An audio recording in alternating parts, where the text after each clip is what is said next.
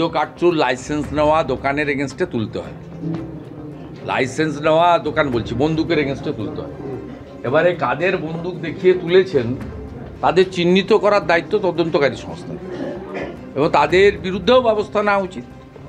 যে কাদের বন্দুকের লাইসেন্স একটা ফর্ম আছে ফিল আপ করতে হয়, সেখানে লাইসেন্সি বন্দুকের নাম, তার রিনিউয়াল আছে কিনা, বন্দুকের মডেল সব ডিটেলস লিখে প্রিজার্ভ করতে হয়। এবারে যে লাইসেন্স গান যার আছে তার সম্মতিতে যদি সেই গুলি কিনে নিয়ে গিয়ে শ্যুট আউটের ক্ষেত্রে অবৈধ বন্দুক থেকে ব্যবহার করা হয়ে থাকে, তাহলে ওই বন্দুক এবং ওই বন্দুকের যিনি মালিক তাকে গ্রেপ্তার করা উচিত। আর যদি বৈধ লাইসেন্সের বন্দুকের কাগজপত্র না রেখে টাকার লোভে বিবাদী বাগের দোকানদার বিক্রি করে থাকেন, তাহলে দোকানদারকে গ্রেপ্তার করা উচিত। একের পর এক শুটআউটের তদন্তে নেমে অস্ত্র কারবারের পর্দা ফাঁস হয়েছে। কিভাবে দুষ্কৃতীদের হাতে অস্ত্রগুলি পৌঁছে যাচ্ছিল,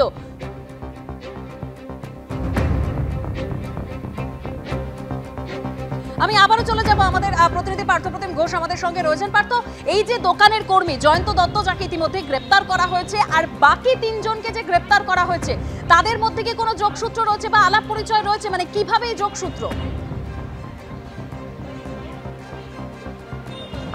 দেখো পুলিশের দাবি তাদের মধ্যে যোগসূত্র রয়েছে এবং সেই যোগসূত্রটা হচ্ছে সেটা হচ্ছে আমরা দোকানের ছবিটি দেখাবো। এই দোকানের যিনি কর্মচারী ছিলেন জয়ন্ত দত্ত, সেই জয়ন্ত দত্তের সঙ্গে বাকি যে তিনজনের গ্রেপ্তার করা হয়েছে তাদের যোগাযোগটা হচ্ছে এই তিনজন হচ্ছে অস্ত্র কারবারি, অর্থাৎ বেআইনি যে আগ্নেয়াস্ত্র রাজ্যের বিভিন্ন জায়গায় পৌঁছে যায়, পাচার হয়, সেটাই কিন্তু তাদের ভূমিকা রয়েছে।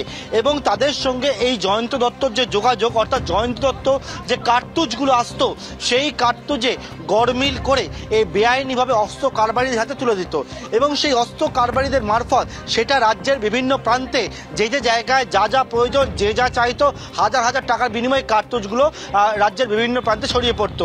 শ্যুট আউটের ঘটনা ঘটেছে, তুমি দেখেছো রাজ্যের একাধিক জায়গায়। সেই জায়গায় একেবারে এনারা এই কার্তুজ নেওয়ার পরবর্তীকালে সেই কার্তুজ কিন্তু হাজার হাজার টাকার বিনিময়ে সেই কার্তুজ তারা বিক্রি করে দিত। অর্থাৎ বেআইনি অস্ত্র আসতো ভিন রাজ্য থেকে, যেটা পুলিশ বারবার দাবি করে থাকে।